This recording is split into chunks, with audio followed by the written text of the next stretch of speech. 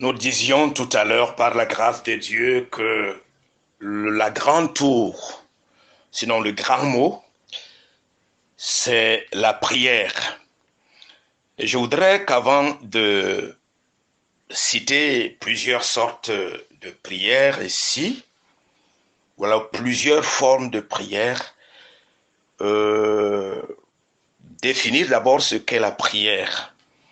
Parce que nous entendons beaucoup de gens dire que je m'en vais prier, la prière. Que veut dire la prière? Parce que c'est très important, vous ne pouvez pas d'emblée faire quelque chose ou parler de quelque chose dont vous ne maîtrisez pas. C'est pas évident. Donc, je disais que le thème de notre séminaire, c'est la prière. Le mot prière est un nom féminin, dérive du mot latin precarius, precarius, qui s'obtient en priant. Acte de religion pour lequel on s'adresse à Dieu pour l'implorer ou l'adorer. Je vais reprendre. Je disais tantôt que la prière dérive, le mot prière est un nom féminin, dérive du mot latin precarius, qui s'obtient en priant, acte de religion par lequel on s'adresse à Dieu pour l'implorer et l'adorer. Deuxième chose que nous devons savoir, il y a plusieurs formes de prière. Les actions de grâce constituent une forme de prière. Lorsqu'on dit les actions de grâce, c'est-à-dire les remerciements. Dieu, certainement, vous a surpris avec quelque chose de bien. Il a opéré un miracle dans votre vie. Il a accompli parfaitement quelque chose d'importance dans votre vie et vous décidez, n'est-ce pas, de le remercier. Vous pouvez choisir de lui offrir quelque chose. Ça peut être un véhicule, ça peut être une maison, ça peut être l'argent, ça peut être n'importe quoi que le Seigneur, le Saint-Esprit met dans votre cœur. Et puis, vous allez soit vers un homme de Dieu, soit dans une chapelle, vers un moine de Dieu, pour lui remettre la chose. Pendant que vous lui remettez, vous savez que c'est à Dieu que vous donnez, parce qu'un moine de Dieu, eh bien, représente valablement Dieu. Lorsqu'il craint Dieu, il mène une vie de sainteté, c'est-à-dire s'il vit le ciel sur la terre, quelque chose de formidable. Ça, c'est la première forme de prière. La deuxième forme de prière, nous avons ce que nous appelons les décrets stratégiques. Les décrets stratégiques, c'est-à-dire que je peux faire des déclarations poignantes concernant quelque chose qui dérange la vie de quelqu'un, qui dérange un pays, qui dérange cela. Et puis pendant que je fais cette déclaration, la cible est atteinte et puis le résultat est probant. Ça, c'est les décrets stratégiques. Maintenant, il y a une troisième forme de prière que nous appelons la louange. Savez-vous que la Bible dit clairement que louer, ça veut dire prier deux fois. Donc, la louange, quand vous chantez pour Dieu, lorsque vous célébrez Dieu, vous êtes en train de prier. C'est une forme de prière. Et puis, vous avez l'adoration. L'adoration. L'adoration, c'est une forme de prière. Et c'est pour ça que dans le cadre de l'adoration, le Seigneur a toujours voulu que les adorateurs, ceux qui l'adorent véritablement en esprit, en vérité, soient prosternés. Parce que il ne peut pas y avoir d'adoration sans se prosterner, sans prosternation. C'est lui qui adore Dieu le lève et sait que Dieu est plus grand que lui. C'est pour ça qu'il opte par un acte, par la prise de position d'un acte d'humilité, d'un acte de célébration lorsque vous vous rabaissez en vous mettant à genoux, le cœur fléchi et ouvert, appartenant entièrement au Créateur. Tout ce que vous pouvez élever comme chanson, dans la douceur et dans une concentration caractérisée ou absolue, est directement reçu et branle le trône de Dieu. C'est pour ça que les véritables adorateurs impactent toujours leur entourage, impactent leur génération, leur passage sur la terre. Donc, nous avons également une autre forme de prière. Nous avons l'intercession, par exemple. Et nous verrons ça plus tard. Qu'est-ce que l'intercession? Parce que lorsque nous parlons d'intercéder, intercession, le mot prière apparaît.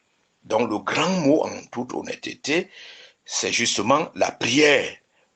Et dans cette prière, il y a l'entretien, il y a des supplications, parfois, et il y a des demandes qu'on adresse à Dieu. Et puis, il y a aussi une autre espèce, une autre forme de prière. Une autre forme de prière que nous appelons l'intercession à pipe mitrailleuse. L'intercession à pipe mitrailleuse.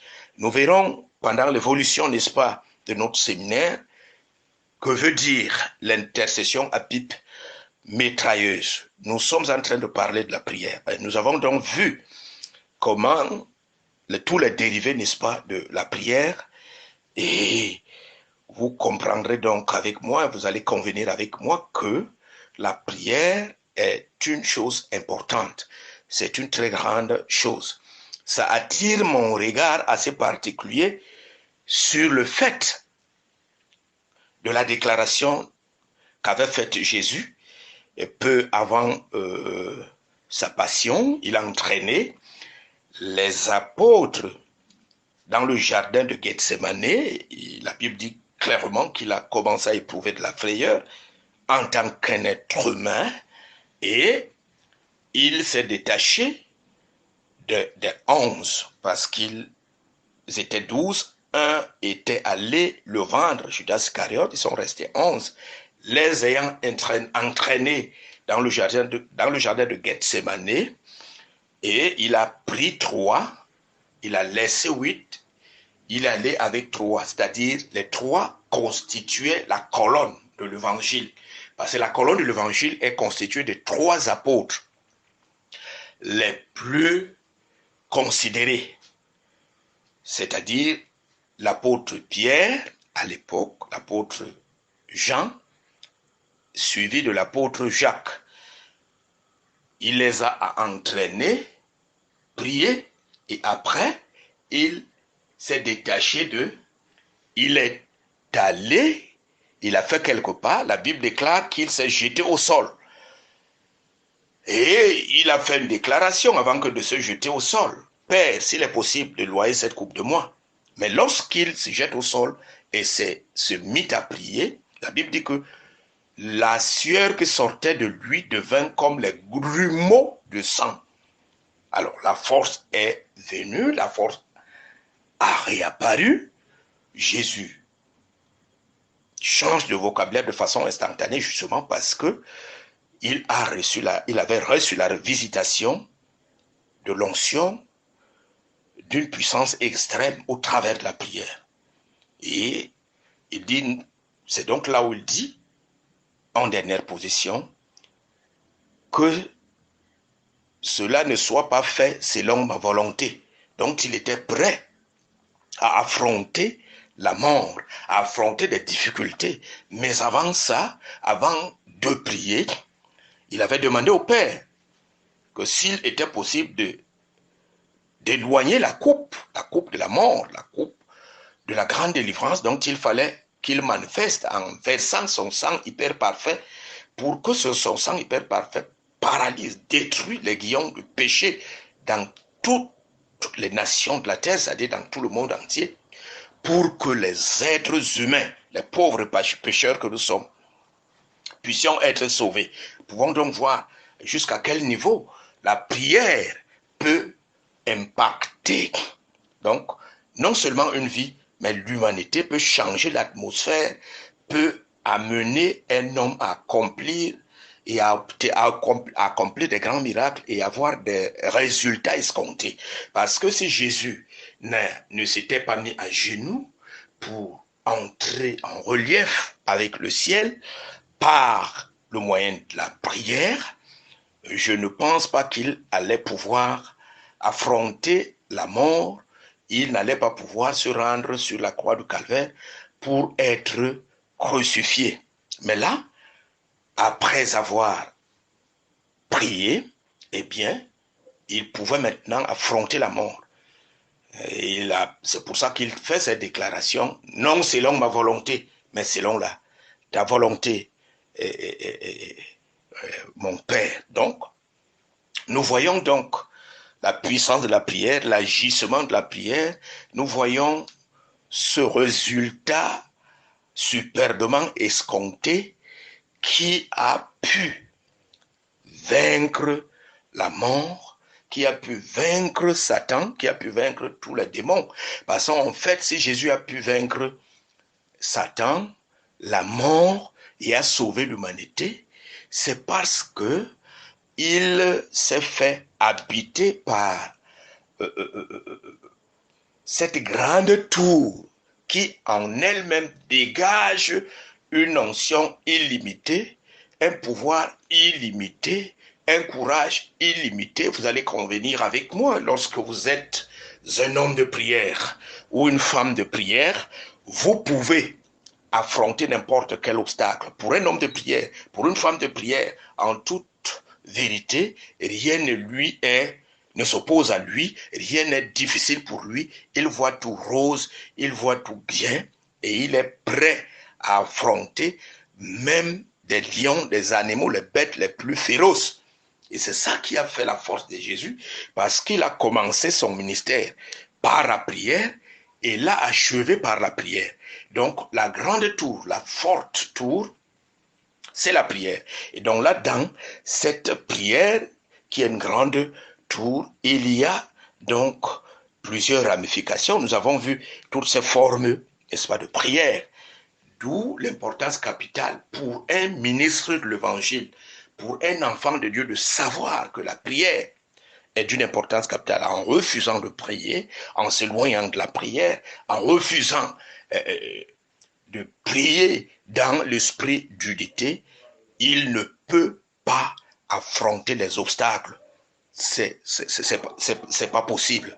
Donc, nous voyons la main de Dieu qui a agi puissamment dans la vie de Jésus-Christ, qui a pu affronter la mort, qui a pu affronter les obstacles, tout simplement parce qu'il s'était mis à genoux, il a pris le temps de prier, et lorsqu'il se lève, il revient vers les disciples et trouve que tous les apôtres étaient appesantis par le sommeil. Et c'est donc là où il fait une déclaration assez formelle en disant ceci.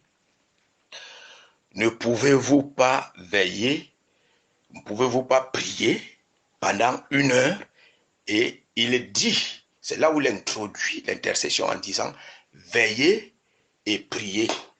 Veillez et priez afin que vous ne tombiez en tentation. Veillez là, justement, dérive du mot intercession parce que un intercesseur est celui qui est éveillé, c'est-à-dire c'est quelqu'un qui peut être appelé la sentinelle.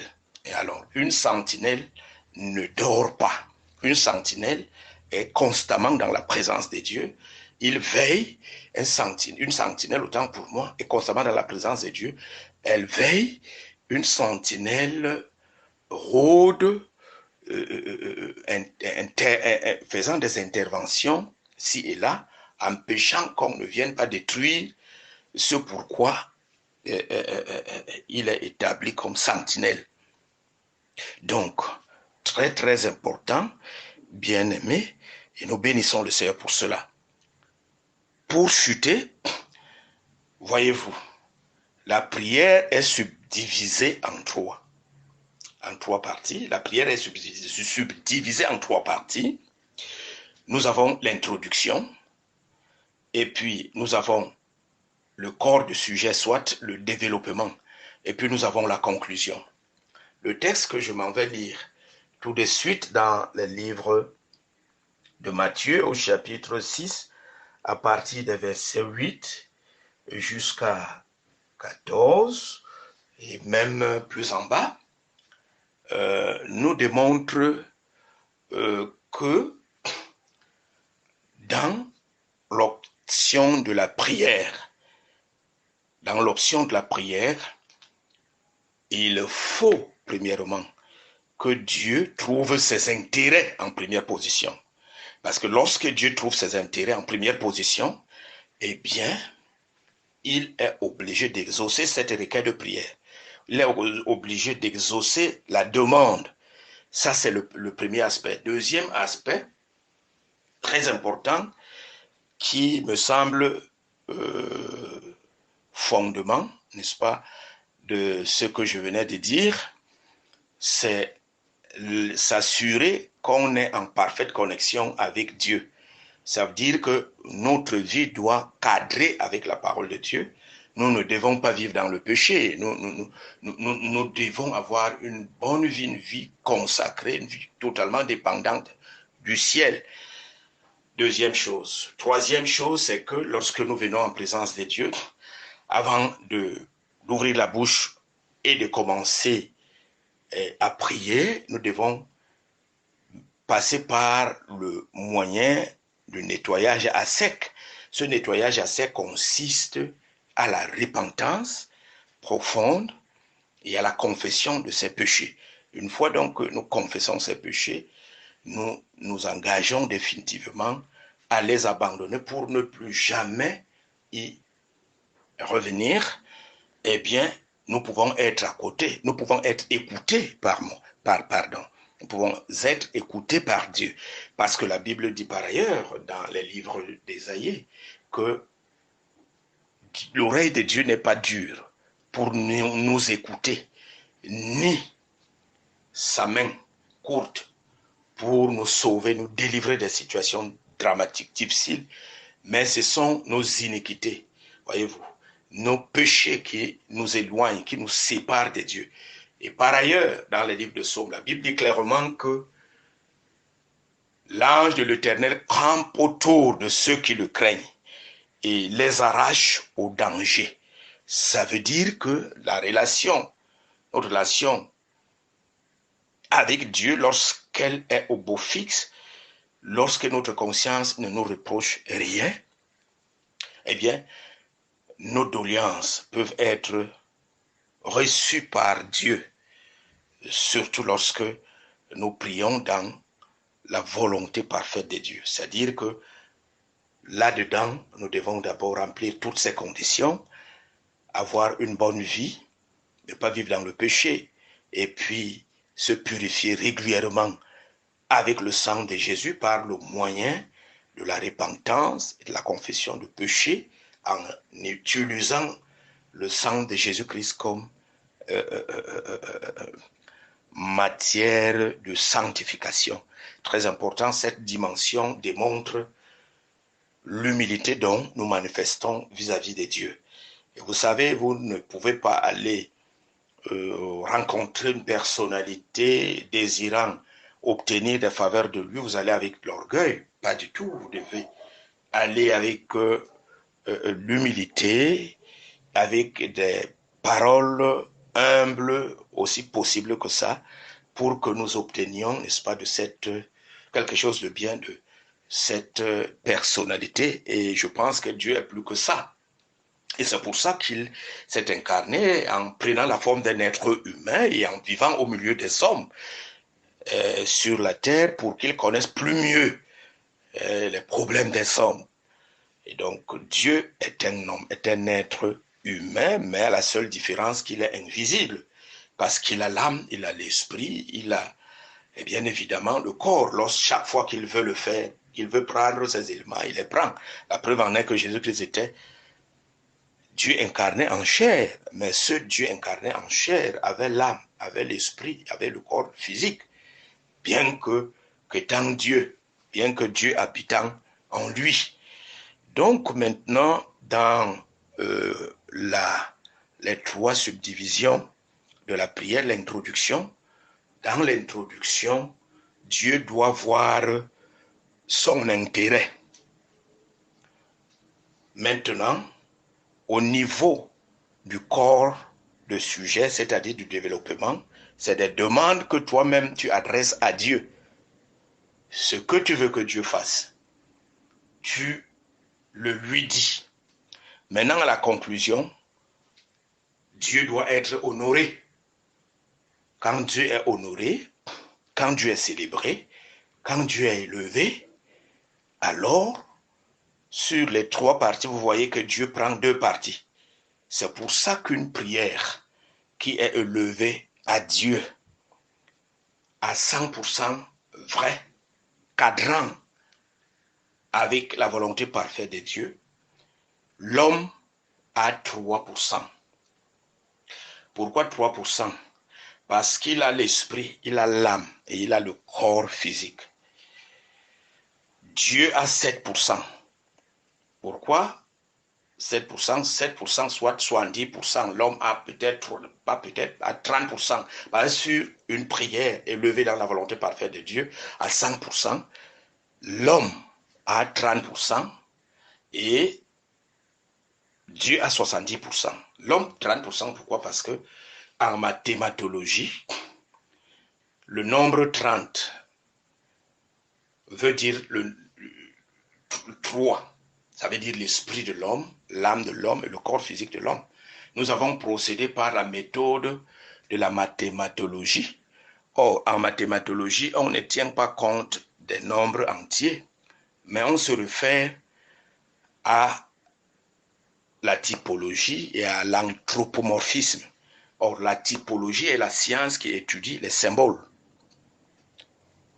de la Bible, alors que l'anthropomorphisme est la science qui étudie, bien évidemment, la représentation. Par exemple, l'homme est la représentation de Dieu. L'herbe verte est la représentation de la révélation de la parole de Dieu. Et maintenant, dans la typologie, nous avons par exemple l'eau. Le symbole de l'eau, c'est la parole. Et le symbole de l'huile, par exemple, c'est le Saint-Esprit. Très important. Et maintenant, 70% doivent revenir à Dieu. Pourquoi? Parce que il est dans l'hyper-perfection et il a octroyé la perfection aux hommes. La Bible dit clairement que tout ce que Dieu a créé, voici cela était très bon. Ça veut dire que c'était parfait parce que dans très, il y a quatre lettres. Et plus 3, ça fait 7. 4 plus 3 égale 7. Ça fait la perfection. C'est ça la perfection. Or, dans 70, nous ne tenons pas compte des nombres entiers. Nous l'avons dit tout à l'heure. Voilà pourquoi nous avons parlé de l'anthropomorphisme dont j'ai défini et aussi de la typologie. Donc, 7 plus 0 égale 7. Ça veut dire les 7 esprits de Dieu qui sont devant le trône de Dieu. Ça veut dire la perfection. Le nombre 7, c'est la perfection. Donc, lorsque Dieu voit en première position son intérêt dans une prière qui est élevée, dans sa volonté parfaite, eh bien, il exauce cette requête de prière. C'est des connaissances dont nous avons besoin d'avoir pour évoluer. Que le Seigneur bénisse cette première partie d'enseignement sur la prière. Et je voudrais prier. Seigneur, je voudrais te rendre grâce pour cette première intervention, ce premier enseignement. Je te prie de le stigmatiser sur la table de chaque cœur et de bénir tous ceux qui entendent et comprennent, oh Dieu. Merci de faire croître Dieu Tout-Puissant, cet enseignement dans le cœur des uns et des autres. Aucun autre Dieu n'est semblable à toi, Seigneur. Tu es unique dans ton genre. Sois célébré, adoré, exalté, béni. Au nom de Jésus-Christ. Amen. Je pense que par la grâce de Dieu, demain nous allons évoluer dans cette lancée. Qu'est-ce que l'introduction, au niveau de l'introduction de la prière, qu'est-ce qui doit être dit? Qu'est-ce qui doit être fait? Et nous allons voir aussi dans le développement, le corps du sujet qui nous revient, qui appartient à l'homme, des demandes dont l'homme doit adresser à Dieu. Qu'est-ce qu'il doit dire? Qu'est-ce qu'il ne doit pas dire? Quelle position doit-il tenir? Ou alors, quelle posture doit-il adopter pour que sa prière soit véritablement entendue de haut des cieux? Et puis la conclusion, qu'est-ce qu'il faut pour que Dieu s'y en intéresse, pour que le regard de Dieu soit particulièrement attiré? Demain, je vous donne encore rendez-vous dans la nuit, après l'intercession de minuit. Portez-vous bien, que le Seigneur vous bénisse. Vous êtes au bon endroit. Bonne nuit. Et à tout à l'heure, à l'intercession de 5 heures.